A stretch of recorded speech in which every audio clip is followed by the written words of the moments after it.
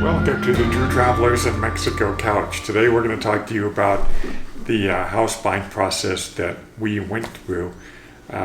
Once we found the house that we liked, we worked through our agent to negotiate a price on the house. Once the price was agreed on, then we entered basically into a contract with the agent. Right, but I'm pretty detailed, more than Mark is.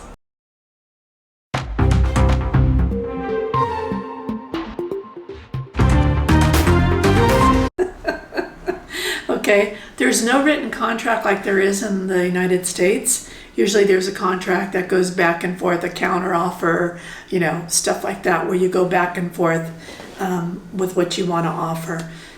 This is all verbally done. We tell our agent what price we want to offer. She verbally tells the seller. Then it kind of goes back and forth, and she'll just tell you, no, this wasn't accepted or whatever. But it's no written thing. It's not like that in the United States at all. So I just wanted to say that. So just some information. A notary in Mexico is a lot different than one in the United States. I used to be a notary in the United States, and that was pretty easy to do. You just had to, you got certified, you went to a class, whatever. If you passed the test, you got certified. Here, it's a little bit different in Mexico. In Mexico, they have to be 35 years of age.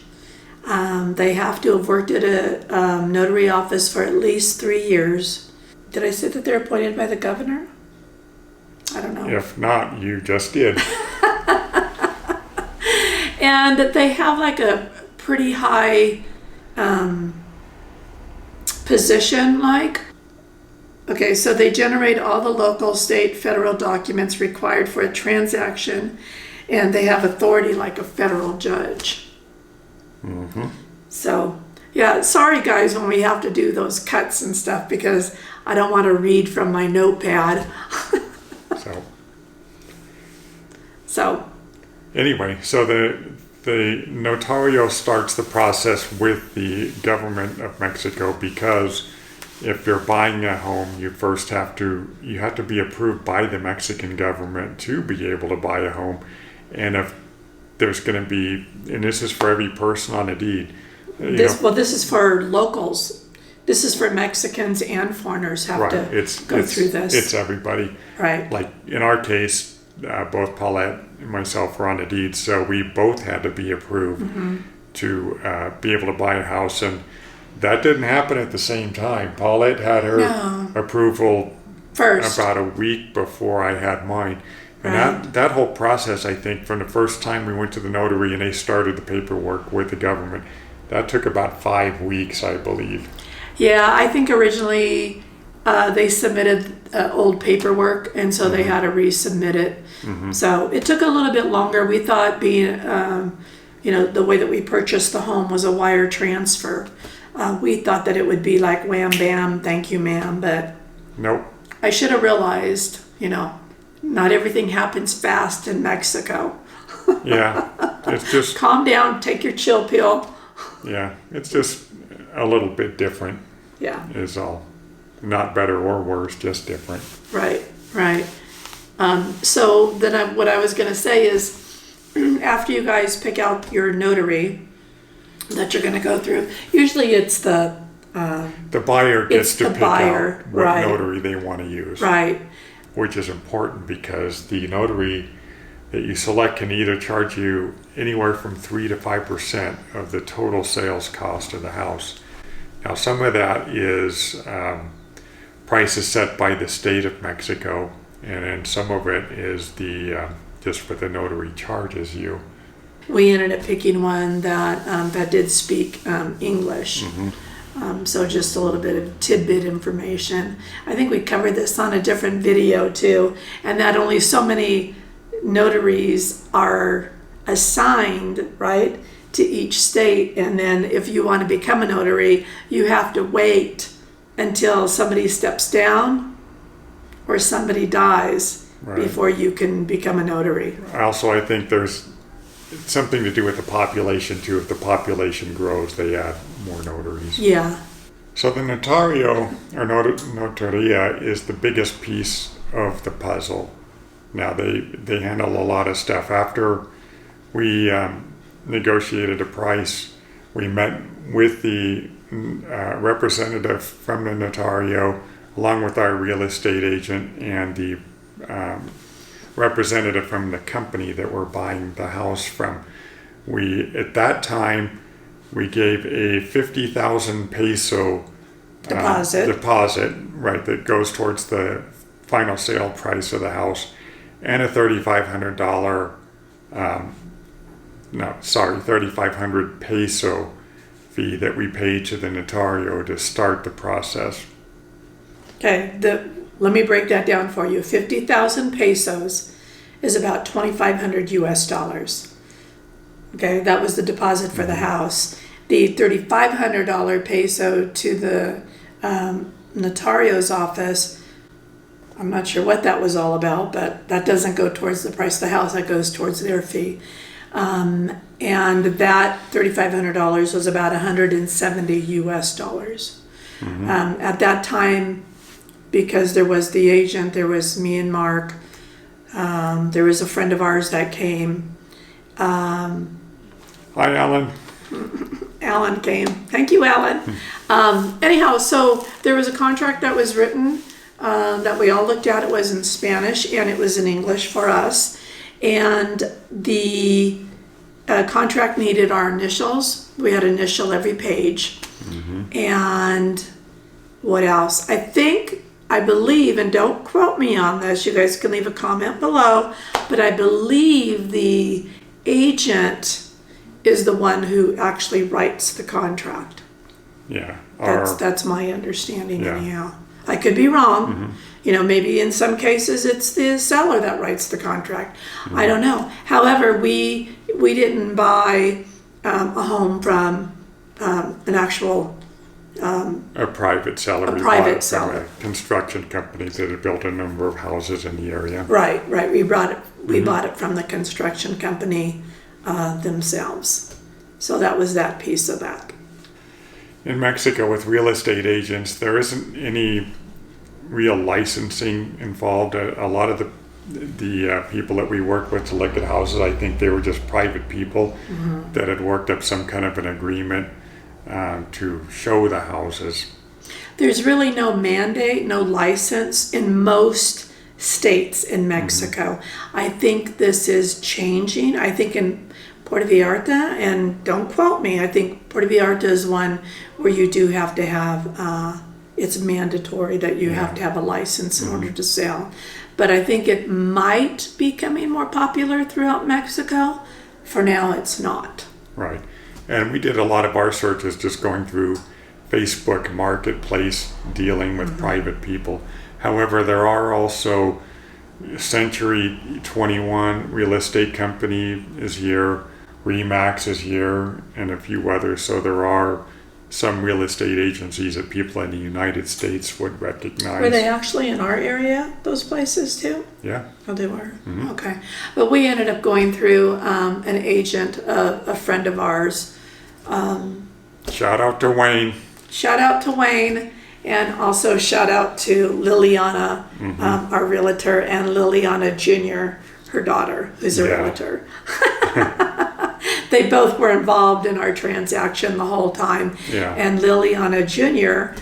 Actually does speak English. So that helped a lot. And then we got a copy of the contract after we had signed it, the initial one that was written. So after we visited the notario the first time, we went to the house with our real estate agent and the seller, and we did a walkthrough and pointed out all of the things that we would like to have fixed. Most of them were just cosmetic things. Maybe we're more pickier than other people, I don't know. Yeah, but so we did that walkthrough. We also, at that point, we talked about things that we would like to have added on to the house, or changes that we would like to have made. Possibilities, yeah. And at so that point. the contractor had his person there that would probably be supervising most of the work.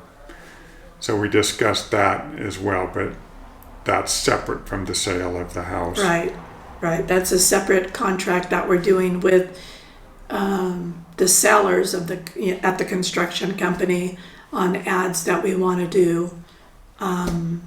So that's a whole different separate thing that has nothing to do with the transaction at the notario's office. Nothing like that. Nothing to do with the purchase price of the house. It's a whole different contract that we're doing on that. And so I do have my notepad here because I want to give you a breakdown if some of you are kind of interested. I could take one line and you could take the next if you want on this. These are the fees that we ended up paying at the notario's office. Okay, you want to take the first one?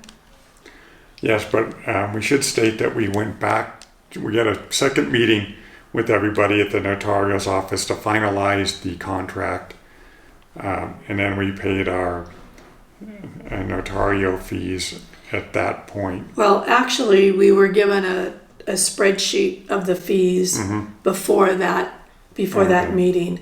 I think it was like the next day after we met the first time that they gave us a cost breakdown of what everything would cost. And we were even told that we didn't have to pay it all at once, that we could make payments. Right.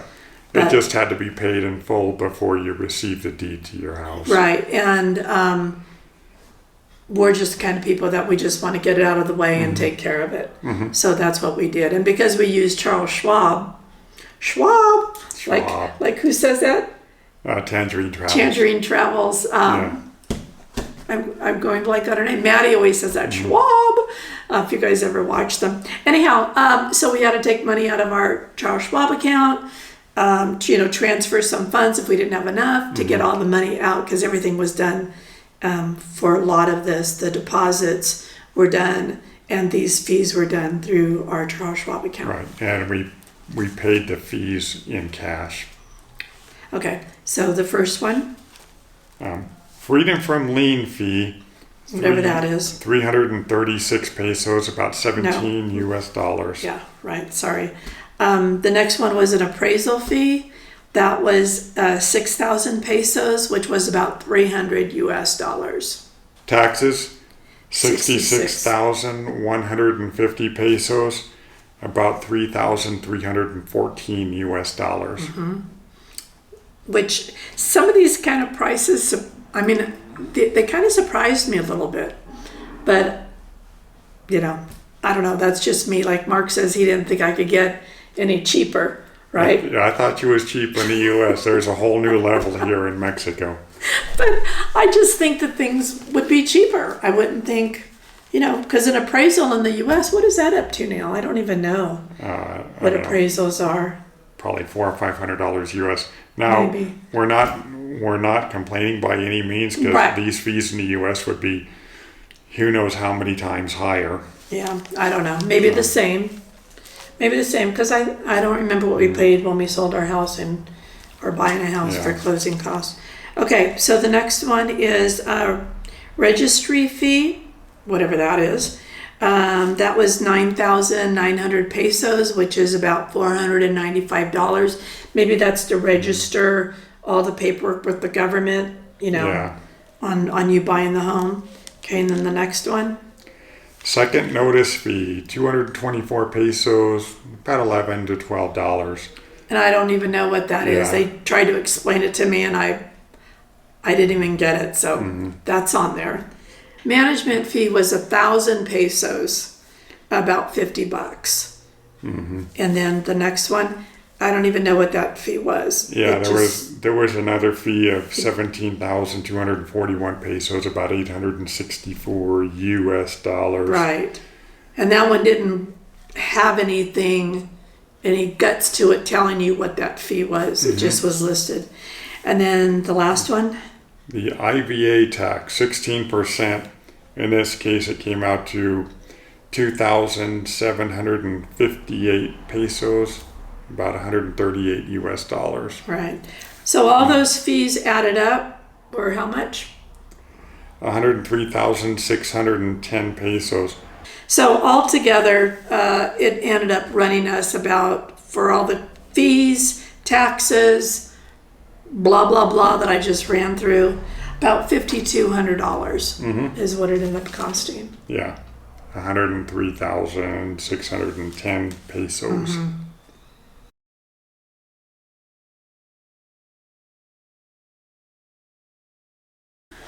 So we did this deal. We had to do a wire transfer because when you're in Mexico, if you don't have a bank or anything like that, basically you don't have any credit. So we arranged for a wire transfer from our bank. Now, what our bank required from us was a handwritten note. It had to be signed. It had to contain information. By one of us. Yeah, by one of us. Just one of us. And it had to contain information like the clave number of the bank, the SWIFT number, and in this case there were two banks involved. There was an intermediary bank located in New York City, and then there was a final destination bank located here in Mexico. And all of that had to be handwritten and signed along with a copy of the person's ID, the writer's ID in this case. Me, because you wouldn't be able to read Mark's writing. It had to be handwritten, so that would have been even worse. And one other thing, let me back up a little bit because you kind of left this out. In the letter, you have to state why you want the wire transfer. What is it for?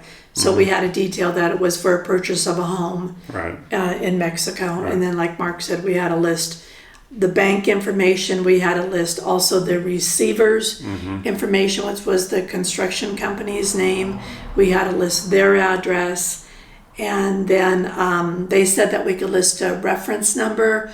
On that, I basically just gave them the address of the new property we were going to be purchasing. And then I even went a little bit further to add the notario's information. So his name, the address, phone number, fax number. And what did they say about my letter when we called to make sure it was all good? They said your handwriting was I think they used the word eloquent and very thorough. Very detailed. I'm a very detailed person. So, I might be messy, but I'm a very detailed person. So we submitted that to our bank, and then a few days before. Right.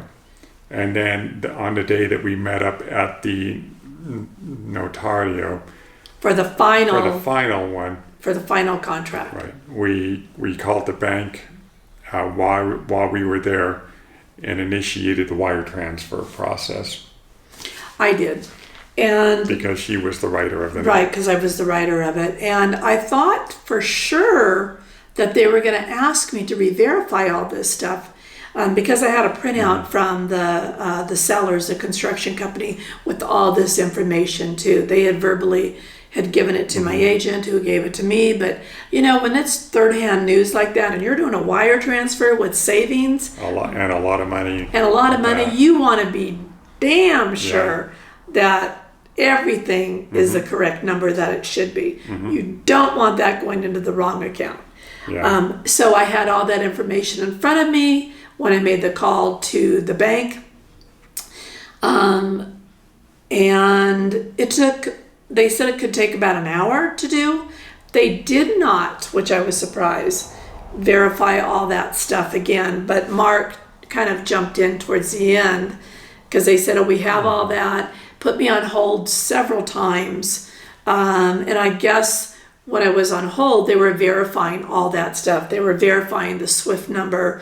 They were verifying all that stuff as to the correct information that I had written down, and all that stuff checked out good, which was awesome. But Mark did come up with the idea of saying, just have them verify the numbers. Go over the numbers with them of the SWIFT account number and the clave or club, I don't know how you say it. Anyhow, that number, also to make sure that, because those are some long numbers. I mean, I'm telling you, there's over 20 numbers in there, and letters and numbers, and I just wanted, her like to read it back to me for both those banks to make sure that Right. everything was correct, and it was. Right.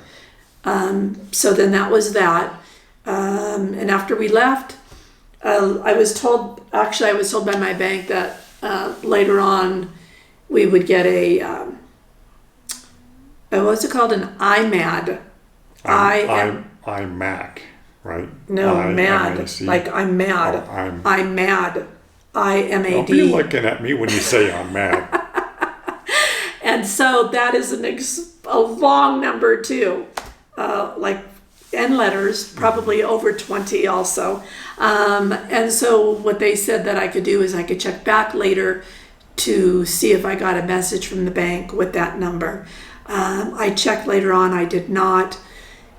So they checked for me. They said that usually it takes, several hours in order to get that number. They gave it to me.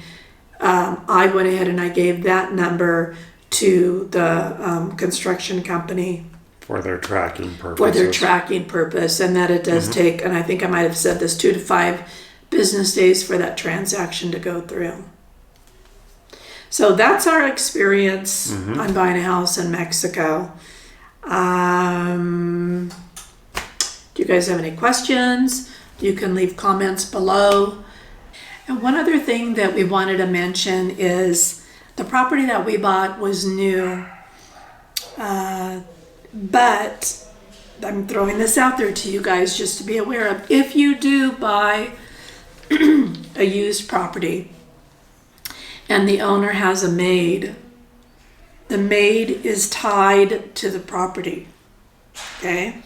So that owner of that property needs to do a form that's called a Finocchio or something. What? A Pinocchio? I think it's Finocchio. Anyhow, they have to do this form, this document that basically releases the maid. Because if that's not done, you as the new owner Inherit the maid. And are responsible. And the expenses that go along with that. Right. So I just wanted to throw that out there to you. So there you go. And subscribe to our Facebook channel if you haven't already. Also called The Two Travelers in Mexico, where we post more day-to-day stuff about life in Mexico and News others, articles, Mexican news articles that come out. And others post things on that page too. It's not just us. We encourage other people to post things relevant to Mexico. Yeah. So. Anyhow, that's it from the Two Travelers in Mexico. That's why we recently did some trips to Zacatecas and Aguascalientes, because we wanted to do those before all this stuff went through, and we did. Yay! Actually become new homeowners as of yesterday, May 21st. So we're pretty excited about that. Yeah. And as always, What she did.